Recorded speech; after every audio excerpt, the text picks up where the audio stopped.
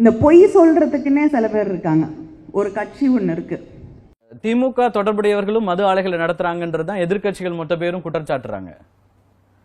திமுக தொடர்புல அல்லது திமுகவில் இருக்கிறவங்களும் மது விற்பனையில இருக்கிறாங்க, அப்ப எப்படி அவங்க செய்வாங்க அப்படிங்கிற அந்த இதை முன் வைக்கிறாங்க. அதை எப்படி பாக்குறது? அவர்கள் யாரும் இருப்பதாக சொல்வது கற்பனை.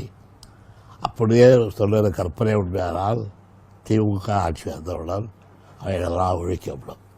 தெளிவாக தலைவர் கலைஞர் அவர்கள் இந்த மதுவிலக்கு கொள்கையை நாங்கள் அமல்படுத்துவோம் என்று அறிவித்த உடனேயே திராவிட முன்னேற்ற கழகத்தில் இருக்கக்கூடியவர்கள், மது ஆலைகளை நடத்தக்கூடியவர்கள் அல்லது அவர்கள் உறவினர் நடத்தினா கூட இதை நிச்சயமாக நாங்கள் மூடிவிடுவோம் என்று அவர்கள் தெளிவாக சொல்லியிருக்காங்க. நாங்க மூட மாட்டோம், மற்ற மாநிலங்களுக்கு அனுப்புவோம் அப்படிங்கறது கூட சொல்லாம நாங்க இதை மூடி விடுவோம் என்று தெளிவாக அவர்கள் அறிவித்திருக்கிறாங்க.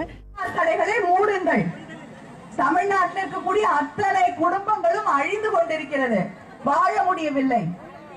இந்தியாவிலேயே அதிகமாக இளம் விதவைகள் வாழக்கூடிய மாநிலமாக தமிழ்நாடு மாறிக்கொண்டிருக்கிறது. தயவு செய்து இந்த மதுக்கடைகளை மூடுங்கள் என்றால் அதை கூட செய்ய ஆட்சி ஜெயலலிதாவுடைய ஆட்சி. தலைவர் கலைஞர் அவர்கள் தெரிவித்தார்கள், திமுக ஆட்சிக்கு வரும் பொழுது நான் முதல்வராக போகுது, நான் மதுக்கடைகளை மூடுகிறேன், தமிழ்நாட்டில் இருந்து மதுவை ஒழிப்பேன் என்று அறிவித்த தலைவர் கலைஞர் அவர்கள்.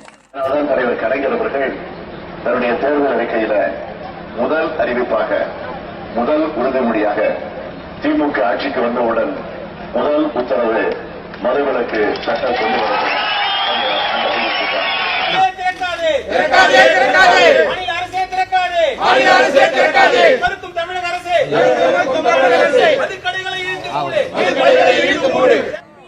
இந்தியாவிலேயே அதிகமாக இளம் விதவைகள் வாழக்கூடிய மாநிலமாக தமிழ்நாடு மாறிக்கொண்டிருக்கிறது. தயவு செய்து இந்த மதுக்கடைகளை மூடுங்க. தமிழ்நாட்டில் இருக்கக்கூடிய ஒவ்வொரு பெண்ணுடைய கோரிக்கையும் இந்த டாஸ்மாக் கடைகளை மூட வேண்டும், மதுவை ஒழிக்கணும், தமிழ்நாட்டிலிருந்து ஒழிக்கணுங்கிறது தான் உங்களுடைய மிக முக்கியமான கோரிக்கை. மற்றதெல்லாம் அப்புறம் தான். நிச்சயமாக உறுதியாக நான் சொல்றேன், நிச்சயமா அதை செய்வோம்.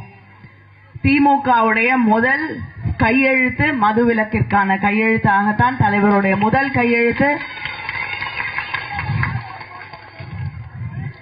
மதுவிலக்கிற்கான கையெழுத்தா தான் இருக்கும்.